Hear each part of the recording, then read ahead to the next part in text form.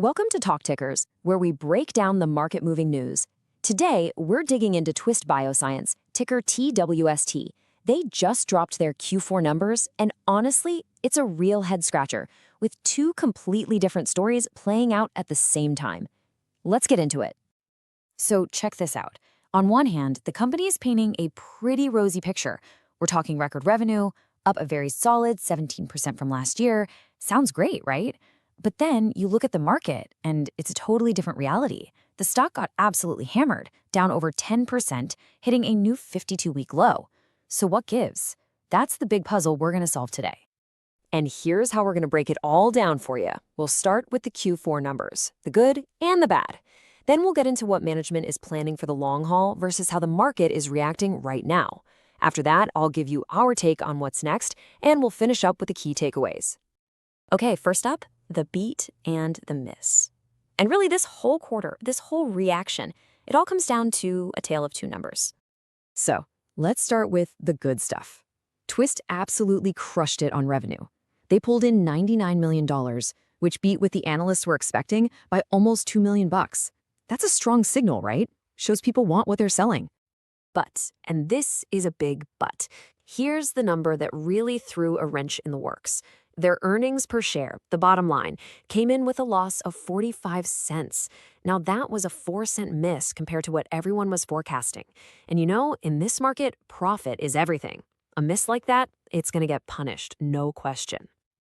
And boy, did it get punished. The stock just fell off a cliff, dropping a brutal 10.1% on the day.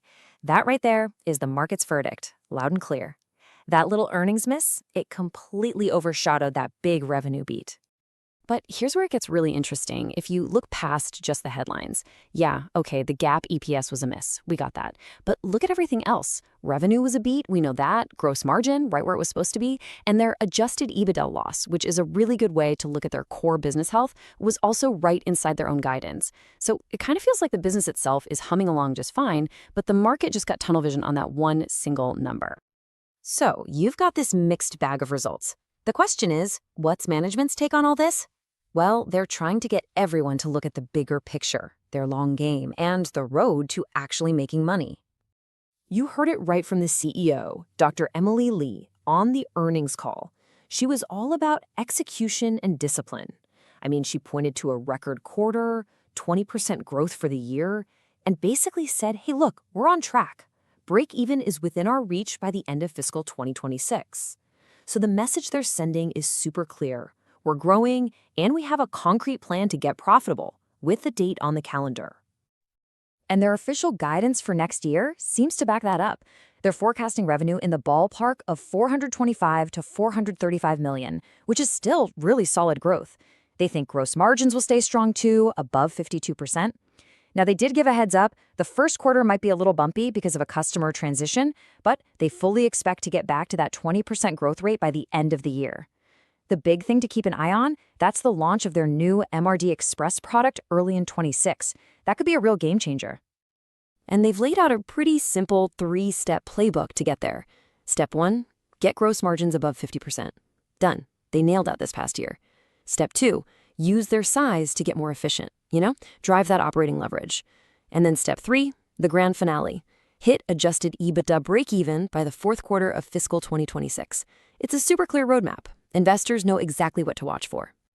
All right, so on one side, you have management, super confident, laying out this clear long-term plan.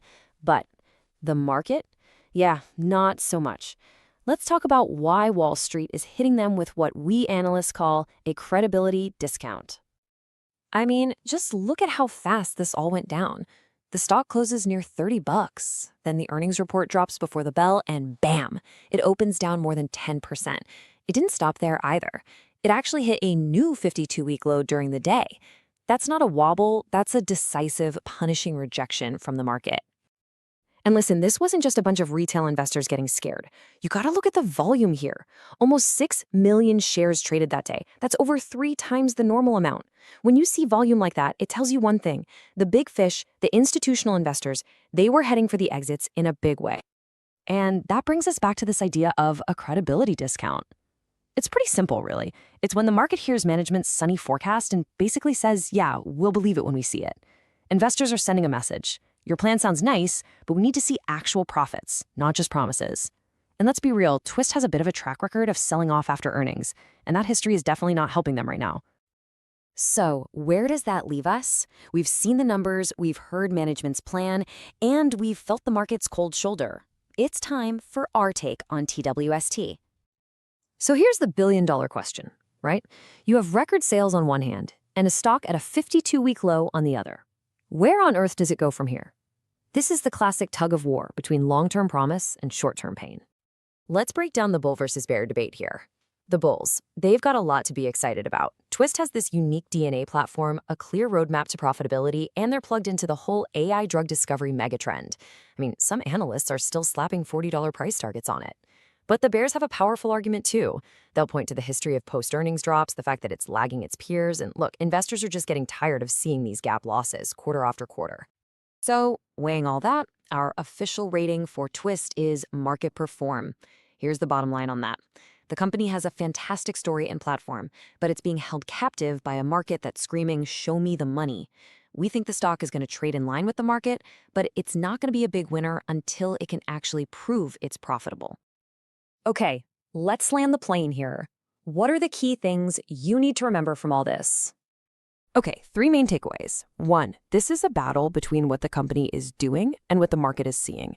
They're executing, but Wall Street can't see past the EPS mess. 2, it's all about profitability. Hitting that break-even target in 2026, that is the only thing that really matters for this stock right now. And 3, this is a pure show-me story. Expect a bumpy ride, and for the stock to be stuck in a range until they finally prove they can turn all that growth into actual, real profit. So I'll leave you with this thought. Twist is at a real crossroads. Doing well operationally just isn't cutting it anymore. The market is demanding profit. The big question for anyone invested is, do you have the patience to wait for them to deliver, or is the impatience we saw this week going to keep controlling the story? And as always, a reminder, this is not financial advice.